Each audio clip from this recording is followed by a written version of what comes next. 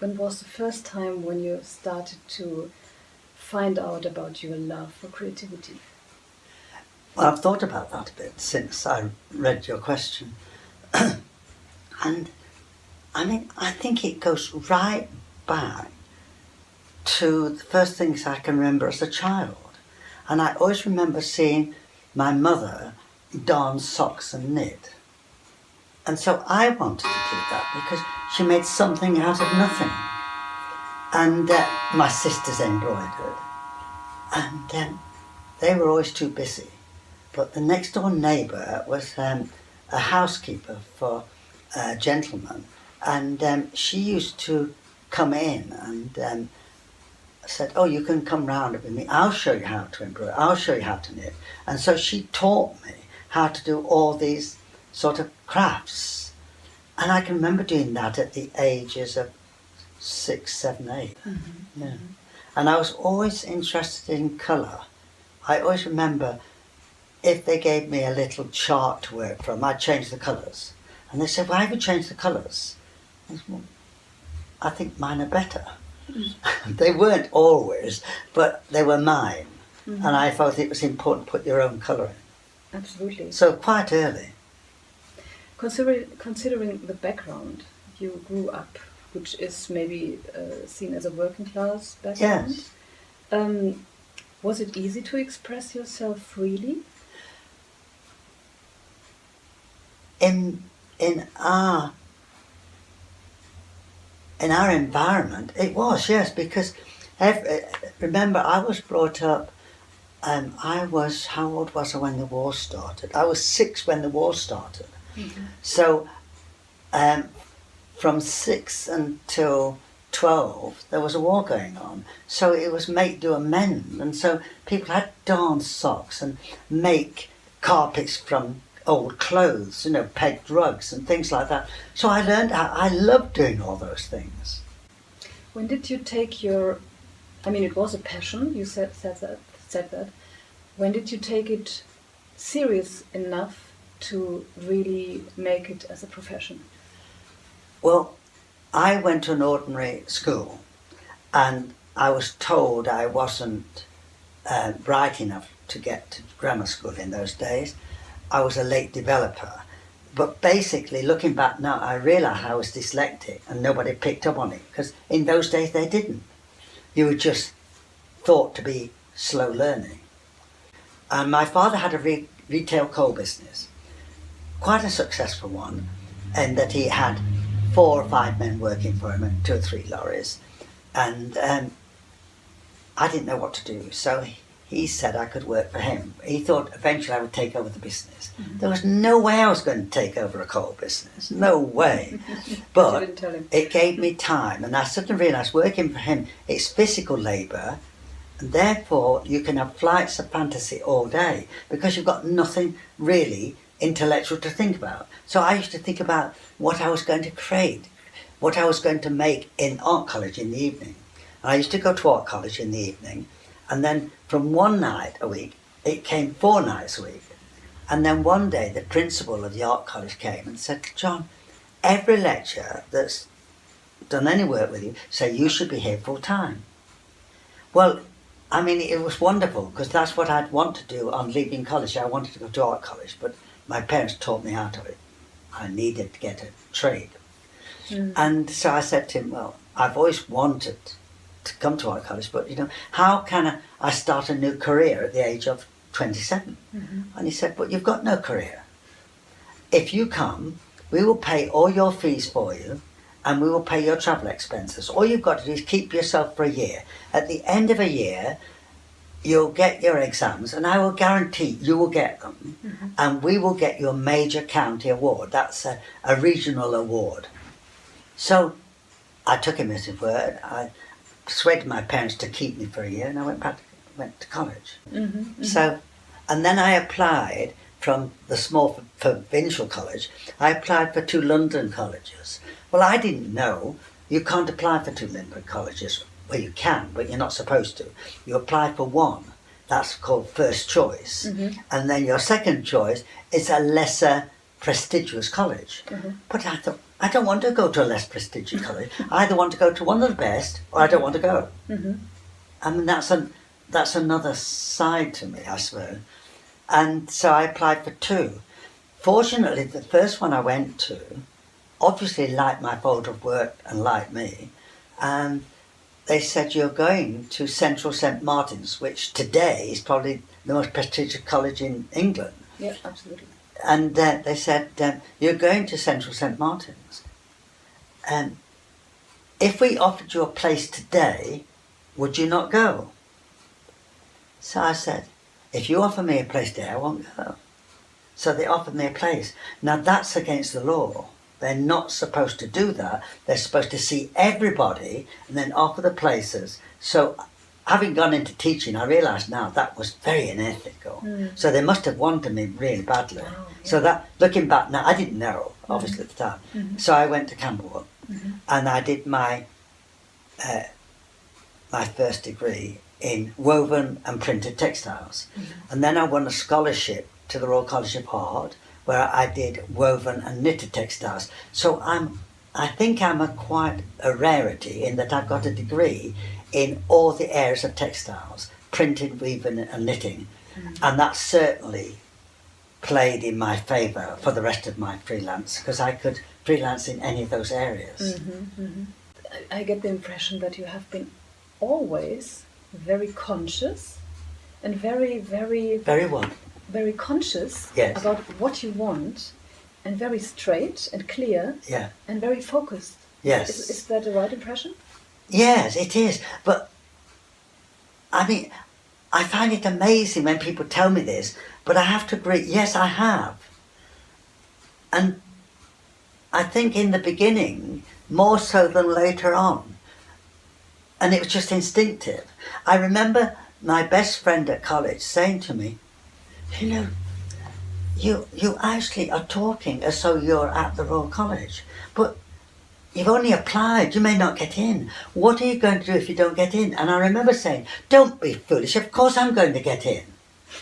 But you did. And then after he told me that, I suddenly thought, oh my God, suppose I don't get in. What am I going to do? I've made no other plans. All my plans are going to the Royal College and developing from there. It never entered my head I would not get in. Amazing. Because I thought, I knew I was better than anybody else in my field at that college. And that college always got people into the Royal College of Art. Therefore I had to go. I suppose it was because remember I'm 10 years older at this point than any other student. All the other students are 20 and I'm 30. Well, I'm 27. So at that moment, I'd persuaded the professor to allow me to cut the course by a year. I'd said to him, look, I'm mature, I work twice as hard as the other students, and I can do this course in a year, in 2 years instead of 3. Will you let me cut a year out? Wow, yeah. And he was a very enlightened man, and he said, I think you can actually do it, John, talk to everybody, but you do realise what you're doing is you won't get a first-class honours degree. You'll get maybe just a pass. And I said to him, but when you've left college, nobody asks you what degree you got. All they want to know is, can we see your folder of work? Yeah. And he burst out laughing. And he said, you're absolutely right. Did you have some self-doubts about yourself also? Do you know self-doubts? I had no self-doubt about what I was doing and where I was going, because I knew that I had something other than talent, which is really important. And that's one of the things I've always told my students that when I taught at the Royal College. You now are all above average.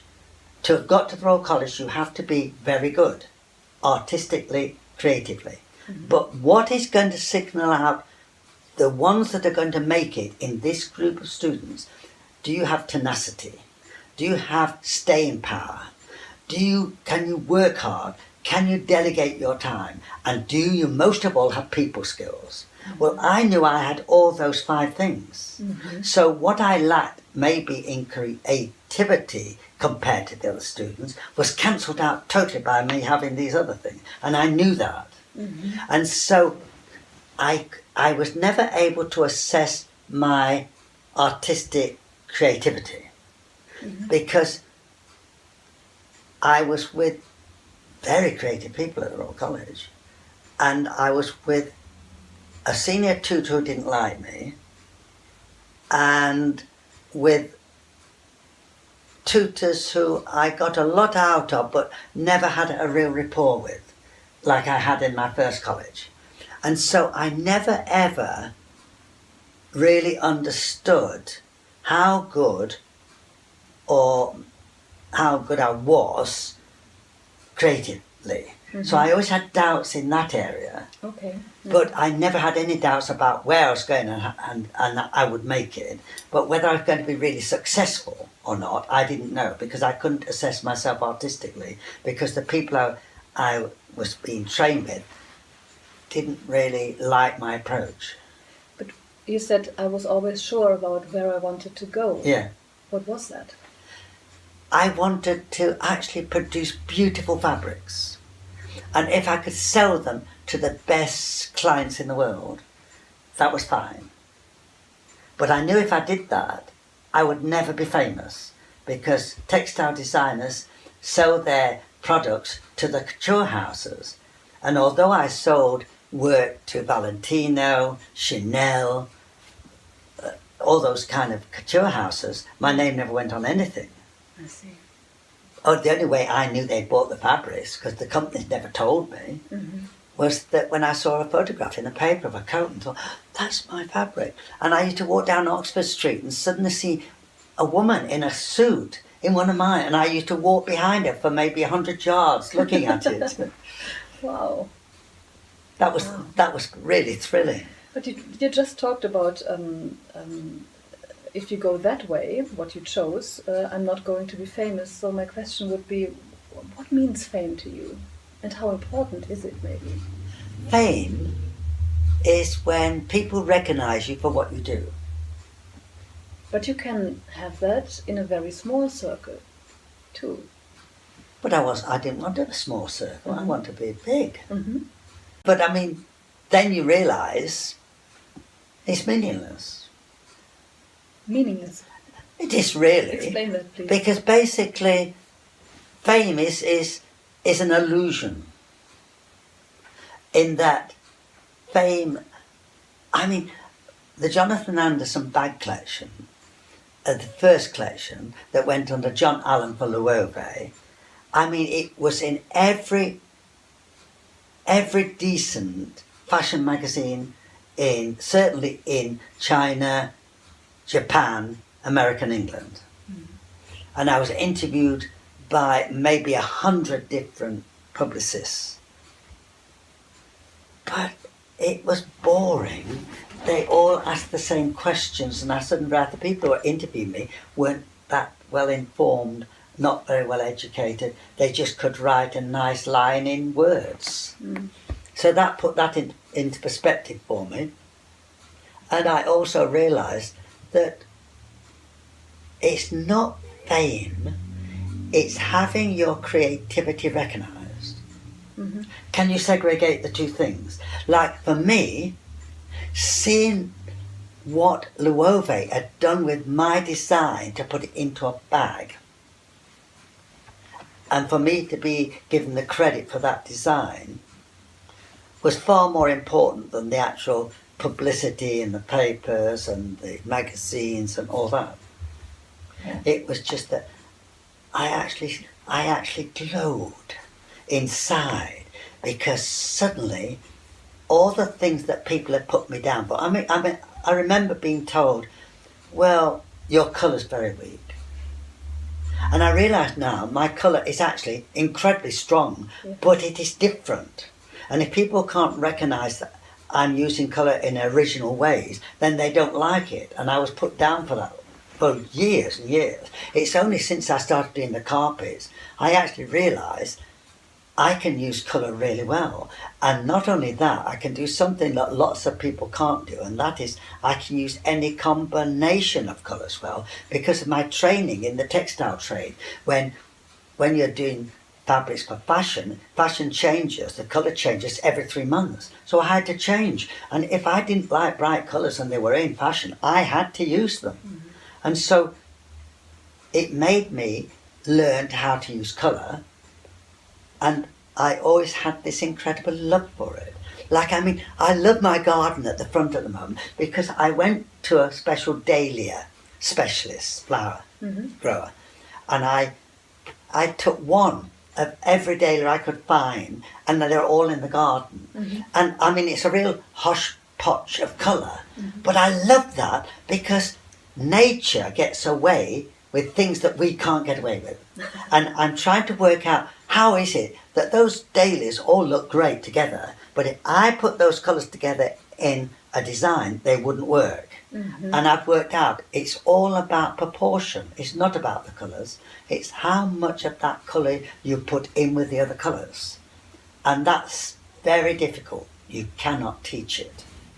You said you have had self-doubts because of criticisms Yeah. of people. Yeah. So how did you deal with those critics, and how did it affect you? It affected me in that it made me unsure about the way I use colour. It undermined my confidence. But because I was, as a weaver and knitter, I was technically very clever. I learned more about the technical side of knitting and weaving than any other designer I know.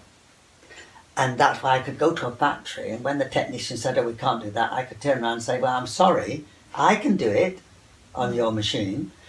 And that's just a natural thing. But it undermined I didn't think I was as sensitive to colour as I really am. They undermined that. So for years, I thought that I had to work very hard to get good colour combinations. And now I know I don't have to work hard. I just have to do what my heart tells me, and I can make it work. Like I've just said about those dahlias, it's all about quantities of colour and also mixing colour. It's no you're getting colours out of paint pots.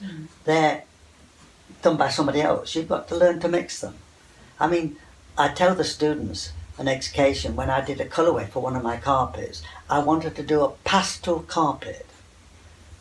And I had to paint, the design was 4 inches square.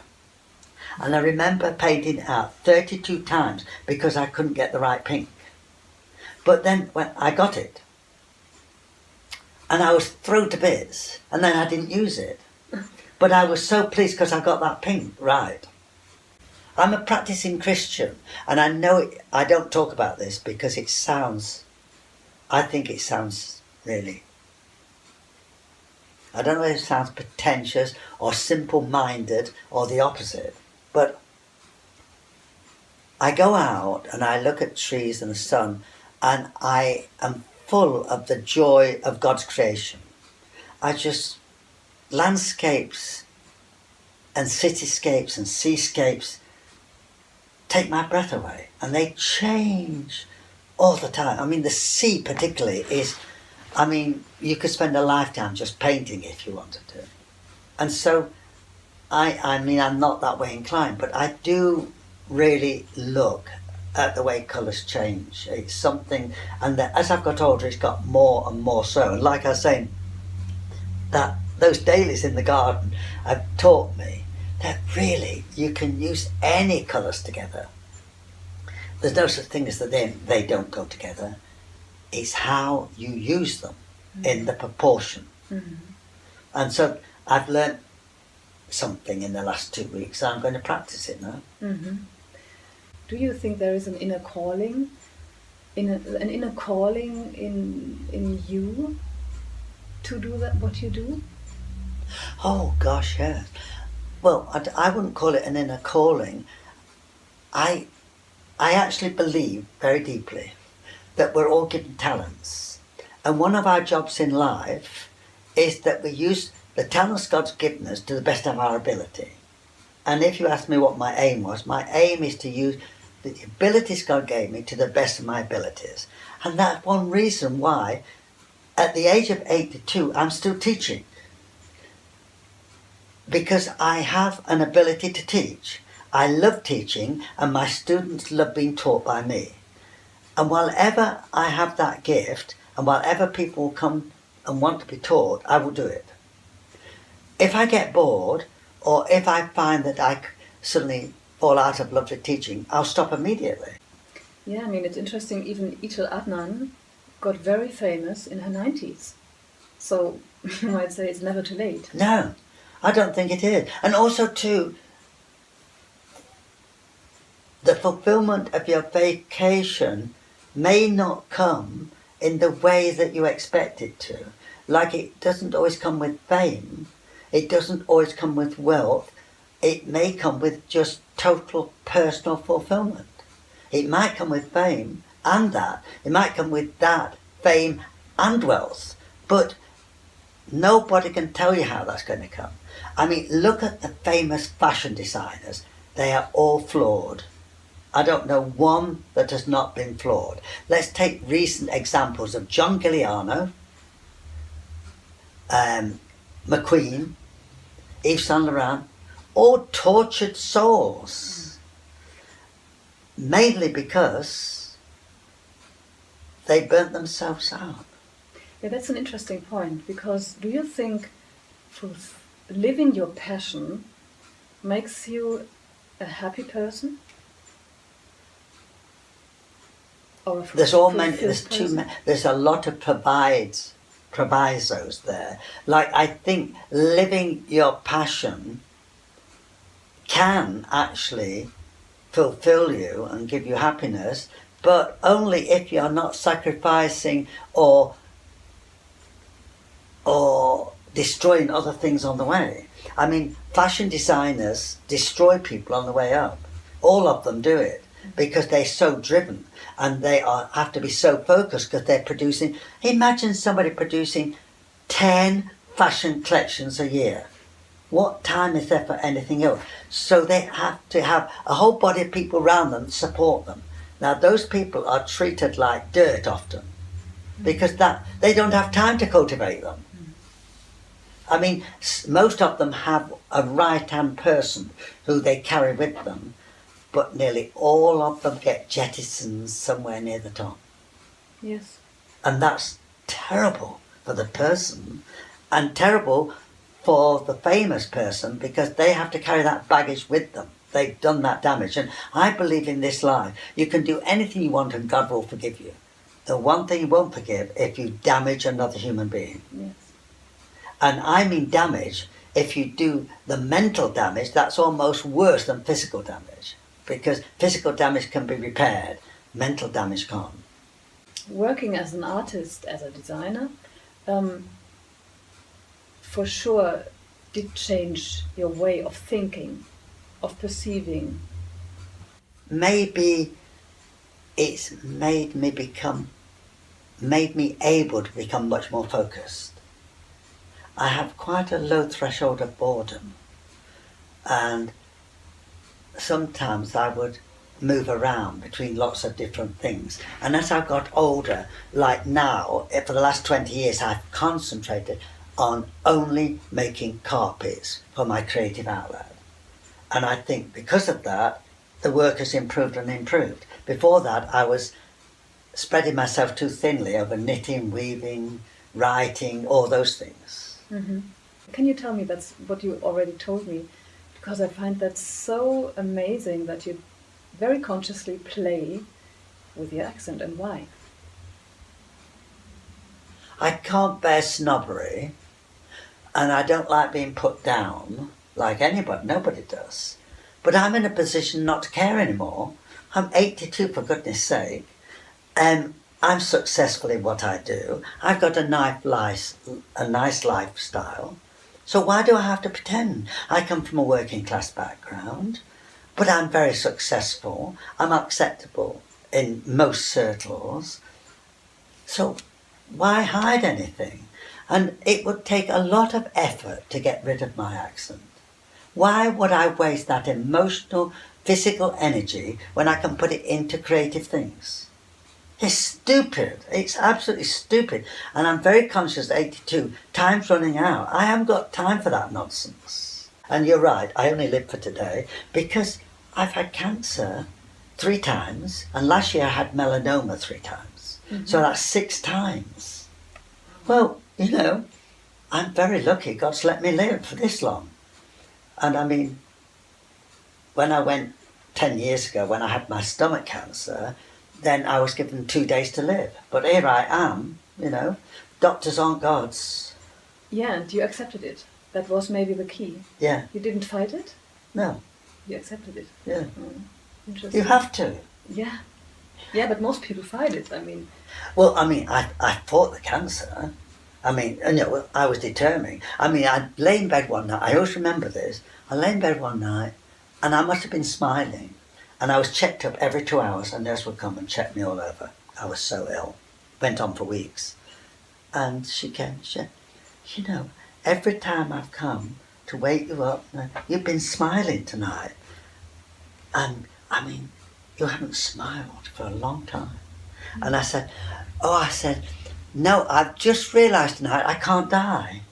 And she said, what do you mean you can't die? Because I was still seriously ill. And I said, I can't possibly die.